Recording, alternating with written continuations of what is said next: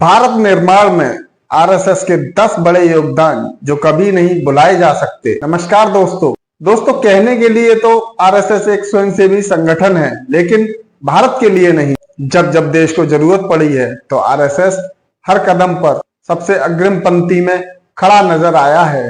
आज के वीडियो में हम आपको आरएसएस के 10 बड़े योगदानों के बारे में बताने वाले हैं जिनको भुलाया नहीं जा सकता।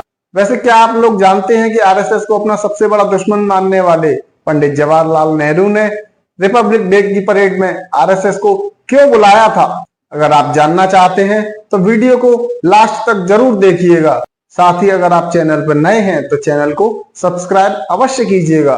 तो अब चलिए वीडियो शुरू करते हैं। बंटवारे के बाद अक्टूबर 1947 में जब पाकिस्तान ने कश्मीर पर आक्रमण कर दिया था तो भारत चाहता था कि कश्मीर का विलय भारत में हो, लेकिन कश्मीर के राजा हरि सिंह ऐसा नहीं चाहते थे। उस समय सरदार पटेल ने उस समय के संघ प्रमुख गोलवलकर जी से आग्रह किया था कि वे कश्मीर के राजा हरि सिंह से कश्मीर के मुद्दे पर हल निकालने के लिए वार्तालाप कर। गोलवलकर गुरुजी उसी समय नागपुर से कश्मीर के लिए गए और कश्मीर के राजा हरि सिंह से कश्मीर का विलय भारत में कराने के लिए वार्तालाप किया। अगर गुरुजी के द्वारा वार्तालाप ना किया गया होता तो आज या तो कश्मीर पाकिस्तान का हिस्सा होता या फिर दोनों देशों के बीच पिसके रह गया होता। आज के समय में आरएसएस भारत के दूर दराज आदिवासी क्षेत्रों में 30,000 से भी ज्यादा एकल विद्यालय चला रहा है। यहाँ पे करीब 10 लाख आदिवासी और पिछड़े बच्चे पढ़ाई करते हैं। ये एकल विद्यालय भारत के उन दूर दराज क्षेत्रों में स्थित हैं जहां पर सरकार भी कभी अपने विद्यालयों को वहां पर नहीं पहुंचा पाती। अगर आरएसएस ना होता तो इन बच्चों को शिक्षा जाने कैसे मिल पाती और कोई दुराचारी संगठन इन बच्चों के भविष्य के साथ जाने कैसी खिलवाड़ कर रहा हो।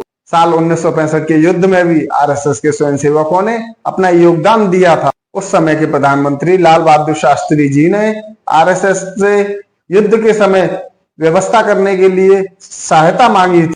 कहते हैं जब देश के जवानों को खून की जरूरत थी तो आरएसएस के स्वयंसेवकों ने बढ़ चढ़कर अपना रक्तदान किया था और सैनिकों की जान बचाने में अहम योगदान दिया था। जब पाकिस्तान की सेना जम्मू और कश्मीर में घुसपैठ करने वाली थी तो आरएसएस ने ही वहां की हवाई पट्टियों पर जमा बर्फ को हटाया था और वहां के हवाई अड्डों को सही किया था, जिससे हमारे लड़ाकू विमान बिना किसी रुकावट के अपना कार्य सुचारू रूप से कर सके। साल 1984 के सिख दंगों में जब पूरा का पूरा सरकारी तंत्र ध्वस्त हो चुका था और सरकार कुछ भी नहीं कर पा रही, ऐसे में आरएसएस ने ही अपनी जान हथेली पर ली। दिल्ली में सड़कों पर घूमते हुए सिखों की मदद की थी। खुशवंत सिंह जो हमेशा से ही आरएसएस के कट्टर विरोधी माने जाते थे, उन्होंने भी उस समय आरएसएस की जम के तारीफ की थी। भारत पाकिस्तान के बंटवारे के समय जब लाखों लोग अपनी जान गंवा रहे थे और पंडित नेहरू की सरकार ये खूनी खेल रोकने में नाकामयाब सिद्ध हो रही थी, उस समय आरएसएस ने ही पाकिस्तान से भारत भाग के आए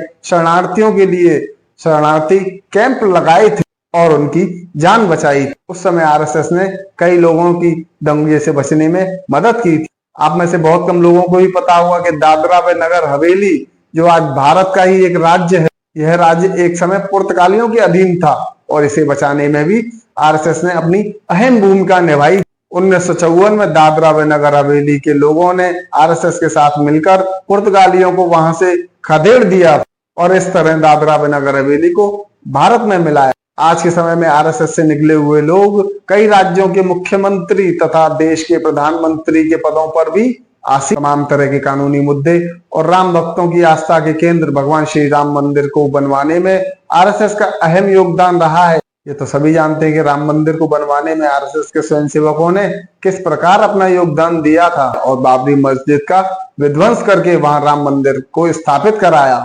दोस्तों, देश में कभी भी कोई आपदा आती है तो आरएसएस के लोग सबसे पहले वहां मदद पहुंचाने में आगे दिखते हैं। चाहे वो उत्तराखंड में आई हुई त्रासदी हो, गुजरात में आई हुई बाढ़ हो, असम में आई हुई सुनामी हो या भोपाल गैस त्रासदी हो, सभी जगह पहुंचकर आरएसएस ने किस प्रकार अपना सहयोग दिया है इसको भुलाया नहीं जा सकता। आरएसएस ने इन आपदाओं में अपना अहम योगदान देकर लोगों की भारी मदद की है। अभी कोरोना के समय में भी आरएसएस के स्वयंसेवकों ने अस्पतालों में सहयोग देने के अलावा भी गरीबों के घर घर तक खाना पहुंचाने में अहम योगदान निभाया और उनकी मदद करी। साथ ही लॉकडाउन का सख्ती से पालन कराने में सरकार की भी मदद की।